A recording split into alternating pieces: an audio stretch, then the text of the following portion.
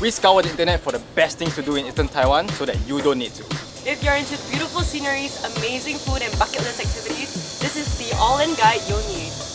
The view is so nice! We started with a direct flight to Taipei taking China Airlines. We had the best of luck and experience as we managed to score a whole row to ourselves.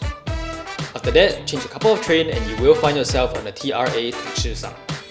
Just a quick tip, you guys are buying tickets from the TRA app, you have to split it to the other person, otherwise might get fined $30 like us.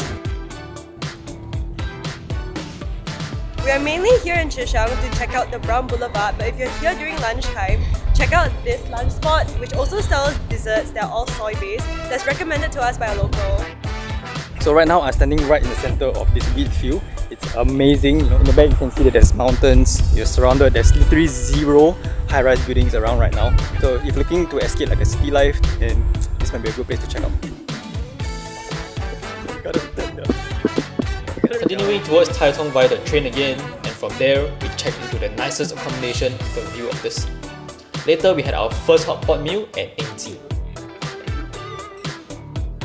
Okay, so right now we're currently strolling along this market. I'm not sure if the entire place is part of this Tiehua Music Village because we did find a place that you need to actually enter with a ticket and that costs about $600. If you love shopping, I think this is the spot for you. For day 2, we took a super early ferry to Lyudao, a small island just off the coast of Taitung.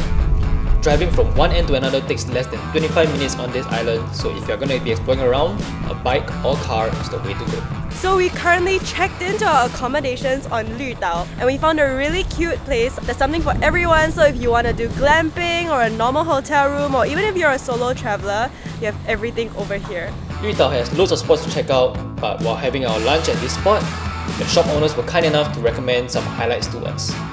First is Little Great Wall, which is a scenic view after a short climb. Or this spot, which has a huge cave that leads into the sea. Next is Lyudao Lighthouse, which is perfect for sunset, or the Zhaori Hot Springs for sunrise. There are also tons of cool rock formations that you will pass by while driving, so do check them out. So that was my first time diving ever, and it was so fun, it was so nice. The guide basically just held on me and metaphorically walked me like a dog on a leash the whole time, so I was just like, wow! For day 3, we are moving on to Hualien, and that is a huge county for us to explore. If you have heard of Chaikuo Gorge, it's actually located here, but it's actually quite a drive, which is why we decided to rent a car as well. So we just concluded our whale and dolphin watching tour. Unfortunately, we didn't spot any whales, but we saw so many dolphins that were chasing the boat. And there's even a baby dolphin that jumped out of the water with his mom. It was so cute, please. A quick tip, if you're doing this activity, stand at the front of the boat because that is where you're going to get the best view of the dolphins. Next, we checked into what is probably the most beautiful accommodation of this trip, Glamping near Liyu Lake. Oh, and if you top up an additional $34, you get to enjoy a barbecue spread to end the night. Almost near the end, but day 4 is a long one as we started out kayaking on Liyu Lake in the morning. Next on our list is a drive right into Chaikuo Gorge. Currently at the start of the trail, it looks pretty easy. We are surrounded by gorgeous views and giant cliffs. This trail ends at a pool where you can soak your feet in. The water isn't that cold, so don't worry. The view is dope though.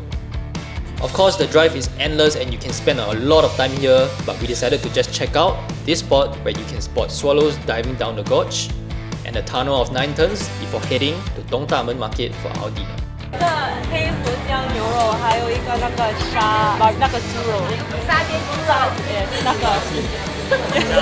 So this night market is really huge and you might get lost like us, but here are some of the food that online suggested us to try, and yeah, they were pretty good.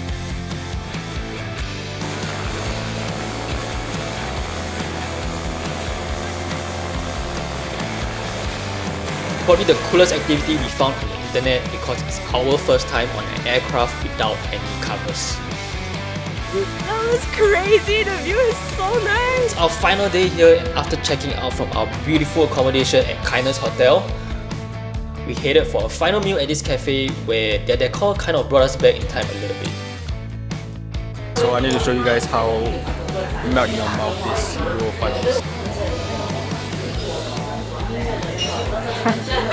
No chewing. God damn. And that is all for our 5 days here in Eastern Taiwan. If you have not visited this region, then we highly recommend you to do so. Taiwan, you have been extremely fun and we can't wait to explore more of you.